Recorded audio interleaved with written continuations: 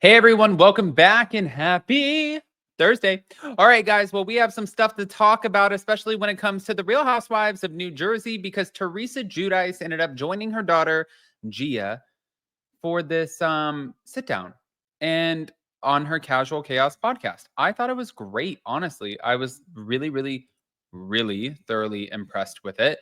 And I thought seeing the dynamic, I just think it's really interesting because on the show, you get such a condensed dynamic with all of them. You know what I mean? So personally, I was just like, okay, this is good. This is good.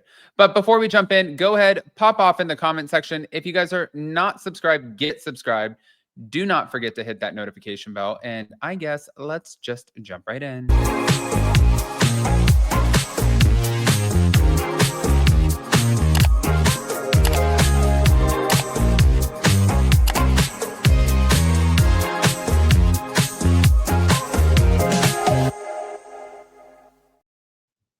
Okay, guys, so I wanted to play a few clips for you guys and sort of dissect them as we go. This one, starting with the Vault podcast.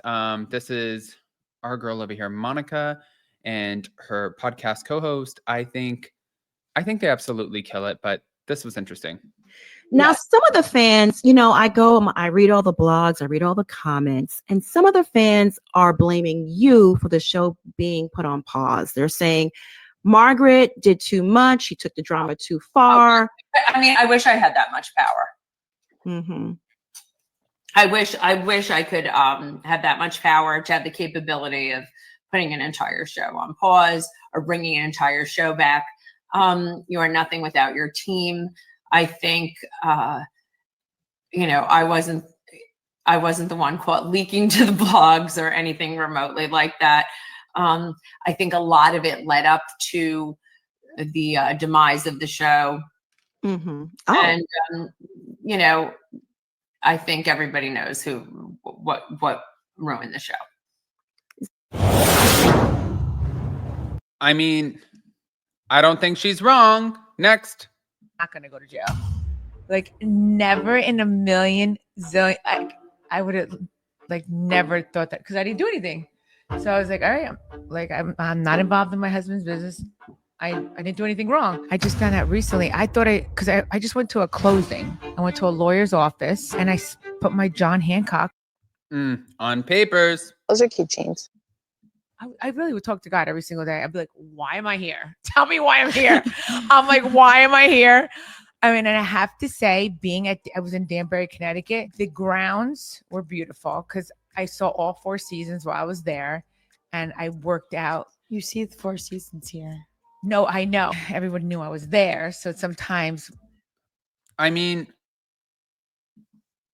this is really, really actually kind of sad to have to talk to your mom. He drove up to us and he said, my son wanted to know why I didn't ask for your number. And then I was embarrassed. So I said to him, well, I have your business card. I'll text you. I love that. And that was it. Yeah, because I felt weird giving him my number because the son was there. At night, we talked all night on the phone and Adele was with me.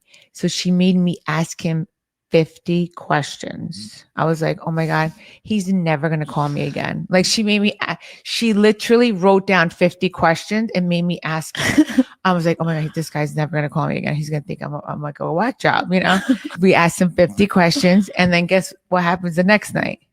Yes, do 50 Yeah. questions. And then he's like, well, I wrote down questions. And then he drove up to us and he said, can I say too, that actually, to be fair, I think that truly is that's so cute. When I first met Jason, not the first night, the first date, we went to the Santa Monica Pier into the beach, and we sat there for hours on the beach, and I had so many questions. And I literally drilled this guy. And I was like, well, not like that. But asking all of the questions, wanting to know more about you. I just wanted to know, I'm more like one of those people, let's cut the bullshit out of it. Let's figure out exactly who you are.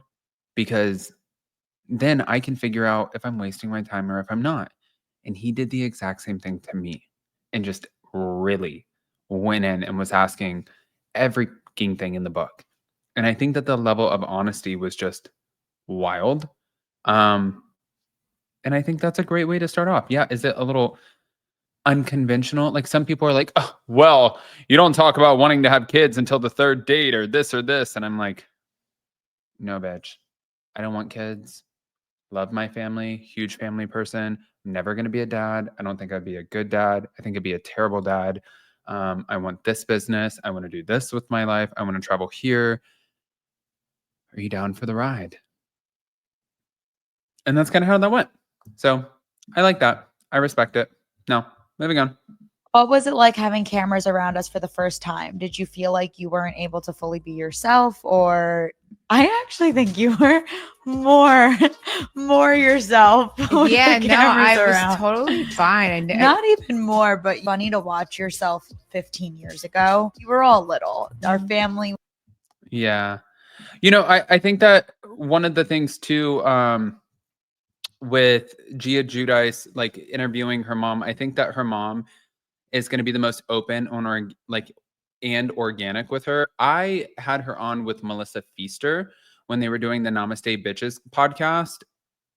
And I was like, hey, Teresa, it's like great to see you. How are you? Blah, blah, blah. And she was like, hi. Like you could tell that she was super sweet to me. I'm not saying that. She was very sweet, very welcoming. But she also had a guard up. But in her position, how would you not?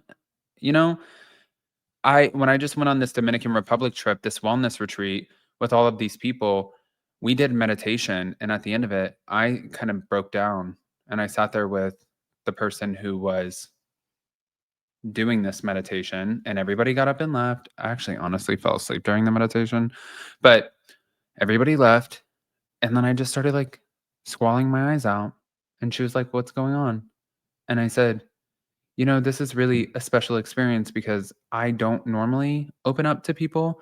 And I also don't trust anyone because I think that when you're shit on so many times, you don't tend to trust people. But then you don't want to live your life and walk through life like that, you know, with this guard up. And also, people get really excited when they do get to see a vulnerable side of you. And I think that that's what Gia, obviously, this is Teresa's daughter, that's what Gia brings out in her mom is a vulnerable side. I think that there's something really, really special to that. But we're not done. Hold on. I'm the OG. Oh, What's one that's one storyline. Oh, storyline on Real Housewives of New Jersey, that was totally made up for camera. You should ask Melissa. A lot of her storylines were fake. Oh, God. So it was good for a minute. It was good for a minute.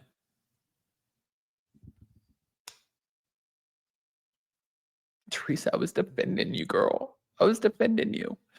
I want to hear what you guys think, guys. Pop off in the comment section. Please do not forget to hit that notification bell. If you're not subscribed, get subscribed. Let me know what you think about the Teresa and Margaret of it all. I think Teresa, really, if you go to the Casual Chaos podcast with Gia Giudice, Teresa gets raw, she gets unfiltered, and I think it's a great side of her that we typically don't get to see. So I heavily encourage it. Love you guys. And now a bitch is off to Charleston.